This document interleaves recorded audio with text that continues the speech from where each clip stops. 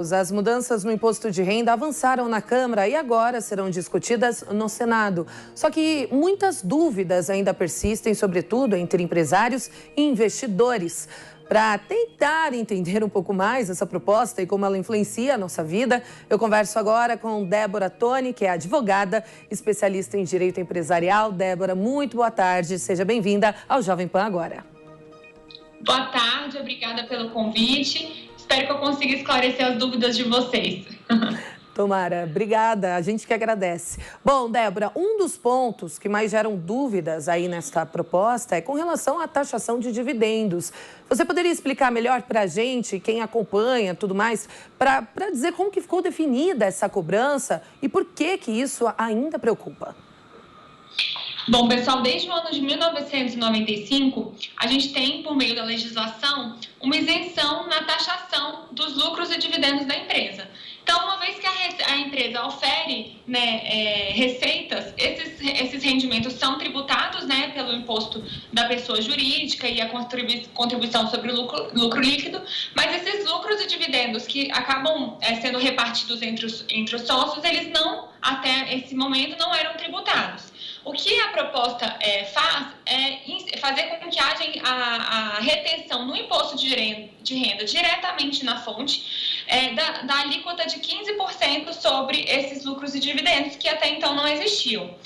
A princípio, a ideia do governo era de fazer com que esse tributo incidisse no percentual de 20%, mas como uma forma de amenizar os ânimos e até contemplar uma redução um pouco menor do imposto de renda da pessoa jurídica, que agora passa a ser de 8% e não mais 15%, decidiu-se então diminuir um pouquinho essa alíquota para 15%. Bom, e de que forma isso impacta na pessoa física? Que a gente está falando jurídica. E pessoa física também tem alguma influência? Na pessoa física do sócio, ele até então não tinha que pagar tributo sobre esses rendimentos que ele tirava da empresa. Então, os sócios vão ter que pagar diretamente na fonte, vai ficar retido na fonte os tributos. Para as pessoas físicas, também a gente vai ter uma diferenciação.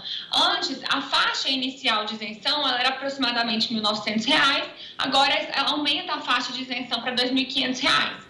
Então, agora, entende-se que até isso vai beneficiar uma certa parcela da população, porque a tributação vai começar a incidir em faixas um pouco superiores.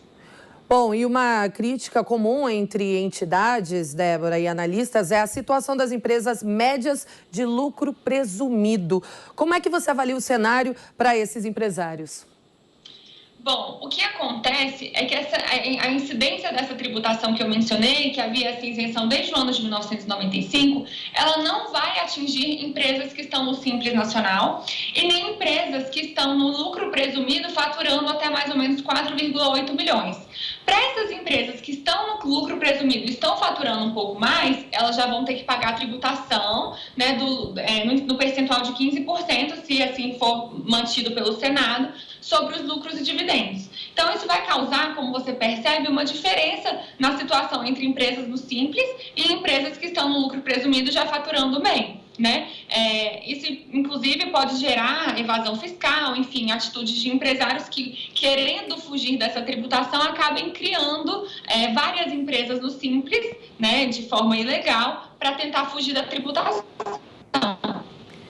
Débora, é possível prever quais pontos dessa proposta podem ser contestados futuramente?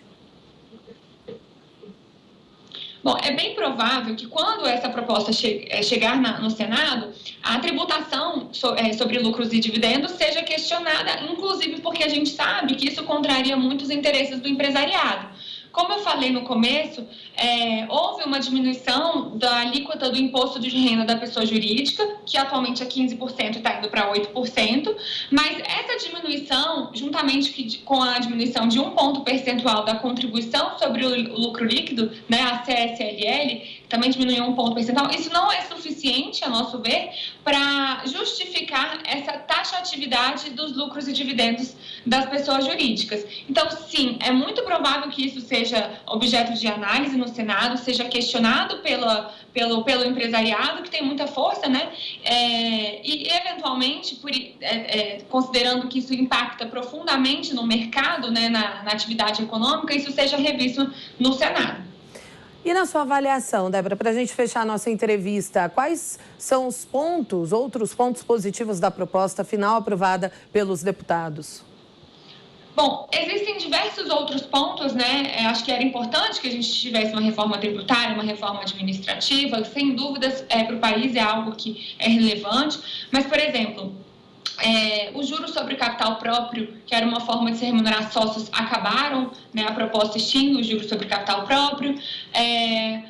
Existe também a possibilidade de você, na declaração do valor dos bens, né, do imóvel, você aumentar o valor atualmente existente, tendo que pagar uma diferença de apenas 4%, né, sobre essa diferença, o que é bastante interessante para planejamentos patrimoniais.